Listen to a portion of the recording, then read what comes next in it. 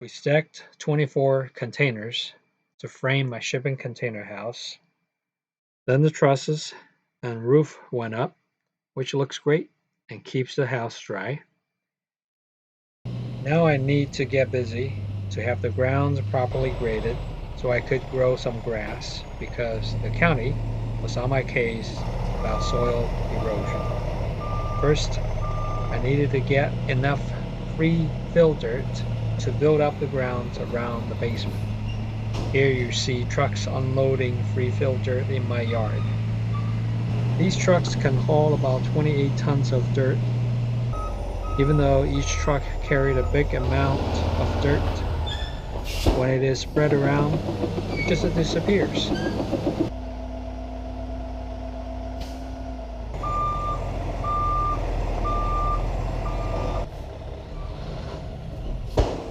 The mechanic truck was here to fix the first dozer, but it didn't work, so here comes the second dozer, much quieter.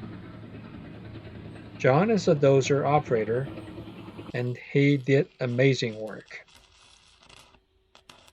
Here I welded some shipping container wall panels to the bottom of the container here to seal the gap between the container and the foundation wall. I had to get John's approval on it. I worked on installing the egress window wells myself. I bought a hammer drill online to drill the holes, and it was literally no good. So John, the dozer driver, told me to rent a professional one from Home Depot. That drill went through concrete like butter. I never installed egress window wells before, but after I watched some YouTube videos, it turned out to be a piece of cake. The key thing is to rent a professional drill. It is cheap.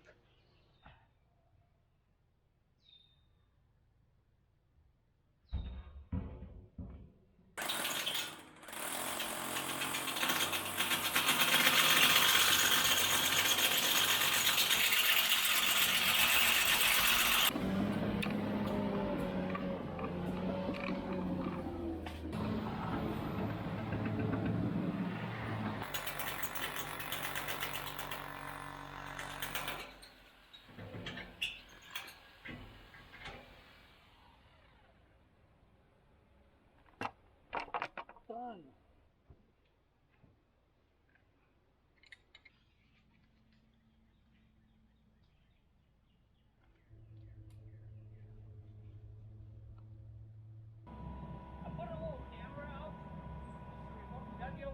The electric company came to bury the cable from the transformer to the meter board. They did their work quickly and efficiently. That transformer is probably too close to the house, so I might ask the electric company to move it 15 feet out.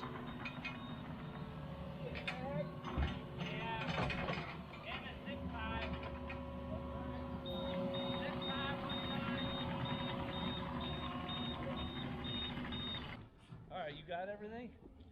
Need me to take anything back other than your cable here, DJ? This is the back of the house on the garage side. I asked John to grade it in such a way that it would slope gently down to the fire pit I was building to the left of the screen. John was careful around the basement walls and built up the slope here skillfully. Just really excellent work. He would push the dirt to where it should go and then backblade it. The layers he built up would firm the ground up nicely so that it wouldn't settle unevenly.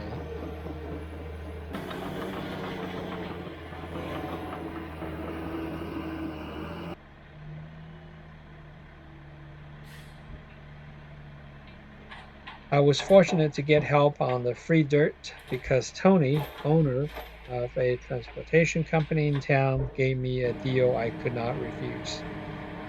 He'd send all the free fill dirt I wanted, would put a dozer on site to move the dirt and grade the yard properly, but I'd have to pay for the dozer operator and the fuel, which was $7,000. This sounds like quite a bit of money, but if you watch the video, you will see the huge amount of work the dozer operator had to go through to get the work done. This was a mutually beneficial deal because Tony's trucks would haul dirt that had been dug up by home construction companies and then dispose of it. He'd have to pay to dump it somewhere, so I'm helping him out on that. I think it's a great deal since I've gotten to know Tony a bit. I bought hundreds of tons of aggregate and recycled asphalt from him for my half-mile road, and I would take donuts to his office building now and then to show my appreciation for their good prices and timely delivery.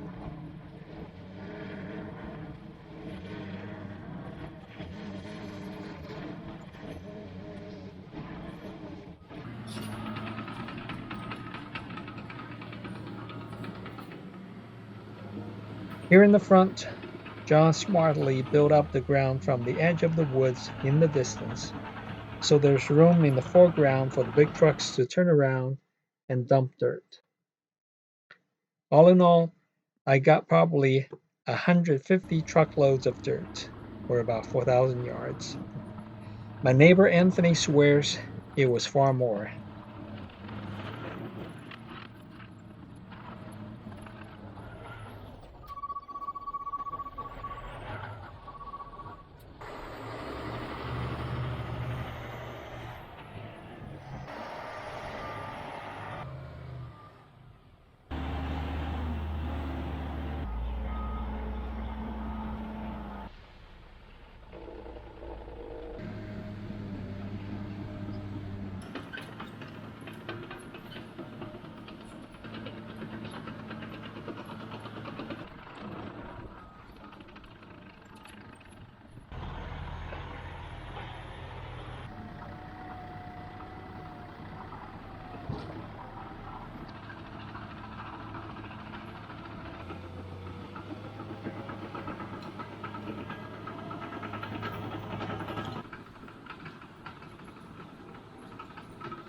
Here, they dumped 8 more loads after hours.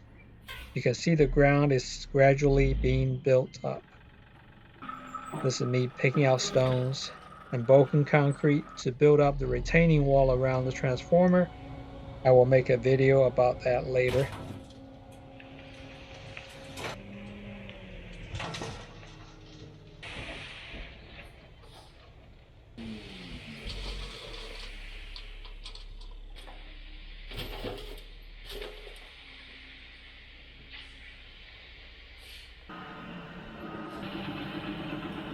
Here John is building up the area in front of my garage, and he did a superb job to layer it well and track it firm and solid.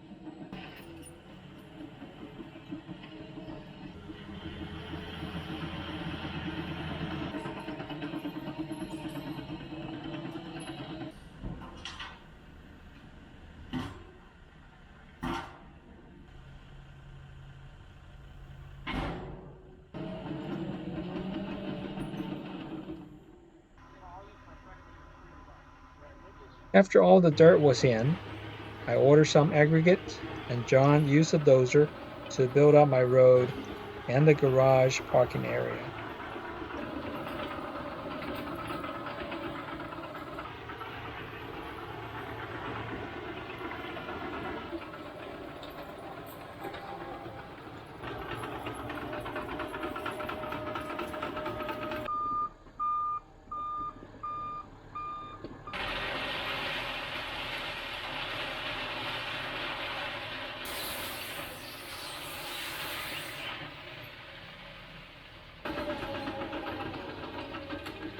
John tried to push the aggregate around the circular drive, but the dozer was not doing a good job of it.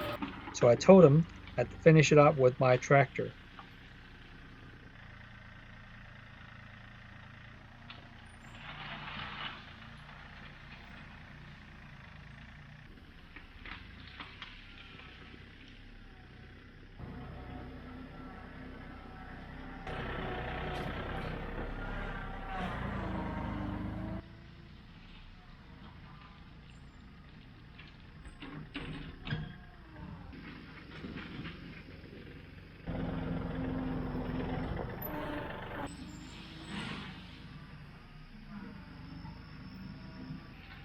I worked till late, but didn't quite finish it.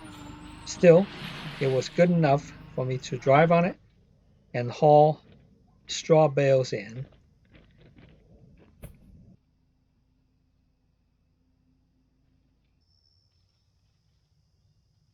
I leveled the yard a bit with a rake and seeded it. Then I spread the straw on top.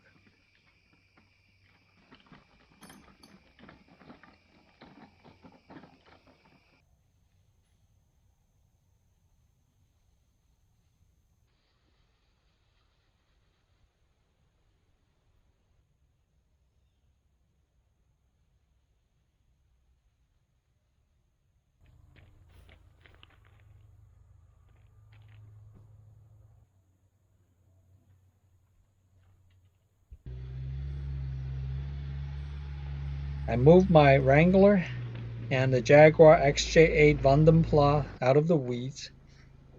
Those are my cheap toys. I got the Jeep because it's a daily reminder of the great sacrifices Americans made in World War II to save our ass. I wouldn't be here without their sacrifices. I bought the 2001 Jaguar because I used to work with people at Ford who helped Jaguar to become the top quality brand around 2001.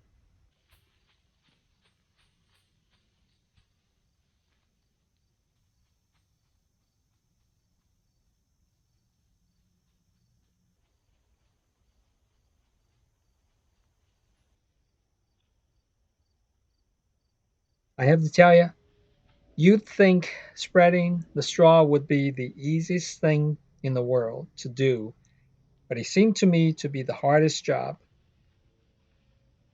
I had to take a break here. My back was hurting for no reason. Maybe it was because I was shaking the straw all the time. Has anyone else experienced that?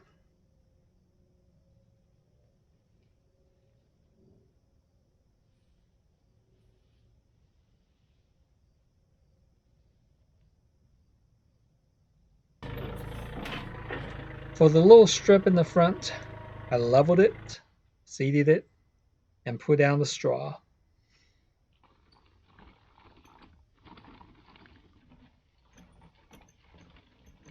I hated spreading the straw, but I kept at it. It was a big yard area of about a third of an acre, and it was tedious, tiring, and mind numbing. In total, I think I spread about 60 bales of straw. Here's a bit about physical labor. Home Depot failed miserably in China when other American companies succeeded there. It's not because of poor management, it's because the Chinese society tends to look down upon physical labor. You would have made it if you can totally avoid doing physical labor. But I don't care. I have a bachelor's, two masters, and a doctoral degree, and I used to be a tenured professor, and I've made a comfortable living in corporate finance. But I've been heavily influenced by my best friends here who, even though they have money, love to do physical labor. And I just want to keep up with them. And I want to work with my own hands and feel proud about what I'm able to accomplish at the end of the day. I finally got a chance to move the last bit of aggregate to the end of the circular driveway here. Then I worked in the dark to finish spreading the straw in the side yard. I knew it was going to rain, so here I was working frantically to smooth out the backyard. It is tiny, which is what I wanted to avoid taking down more trees. It started to rain when I started to see the yard. When I started to spread the straw, it started to thunder. Here I did something really stupid. I didn't stop my work, but I should have, because lightning could strike any time. The popping sound you hear next is the transformer going out due to the power outage.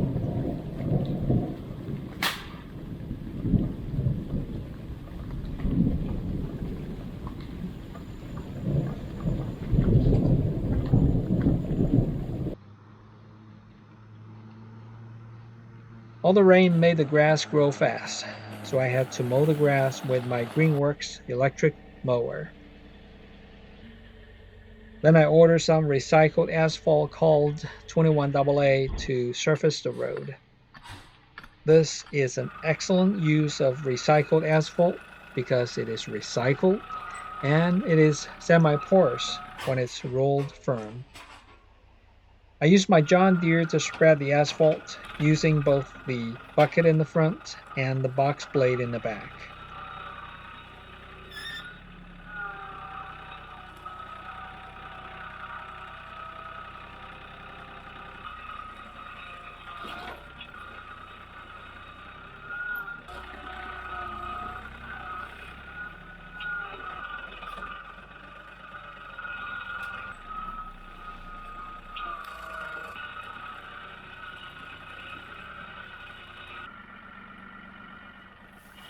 At my second gate, I got myself in trouble because I busted a hydraulic line in the belly of the tractor. Neighbors Anthony and Paul came to my rescue and pulled me out of the ditch with another John Deere tractor. The lesson learned is that the 21AA behaves like sand, so the tractor can bottom out easily, but I was not mindful of that and would keep on dragging the bottom through the piles, which busted a hydraulic line. I got the new part and put it in myself, but neighbors Alex and Paul helped to identify the problem and got the old part out first. That line was in a tight space, so I was very grateful they got it out for me. With the tractor now fixed and missing its hood due to my carelessness, I got back on the task of spreading the asphalt. I cannot tell you how many hours I spent on spreading and smoothing out the asphalt. I went online to get advice, and people consistently told me to make it as smooth as possible before I rolled it with a roller. So I made a serious and time-consuming effort on that. I did a decent job of it, but in the future, when I spread the asphalt on the remaining half-mile road, I will probably spend even more time on it because I felt I could have done a better job smoothing it out.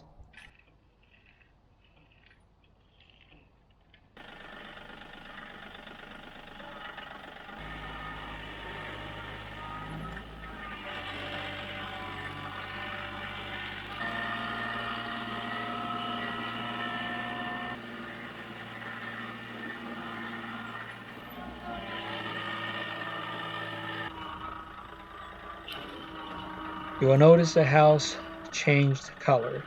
My neighbors Alex and Paul spray painted the house for me using mist tint exterior paint in one day.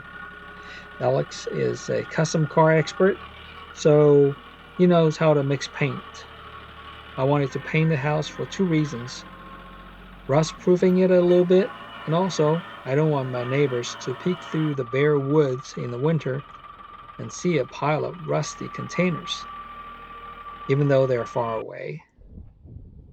I will side the whole house later with midnight gray metal siding eventually.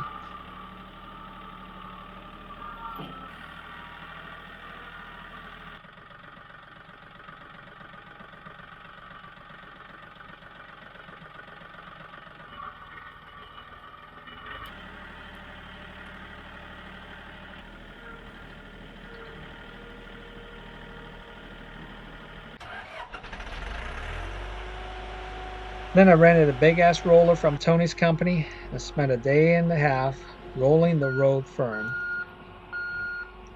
The roller would beep in reverse, which was annoying, but I figured out that if I put the reverse gear in just the right position, it would not beep. Not a safe thing to do with people around, but I had no one around me on site. It's kind of funny how the yard is all done when the house is not anywhere near complete. But to satisfy the county soil erosion requirements, I had to do it. When they came to inspect it, they spent 1 minute looking at it and approved it.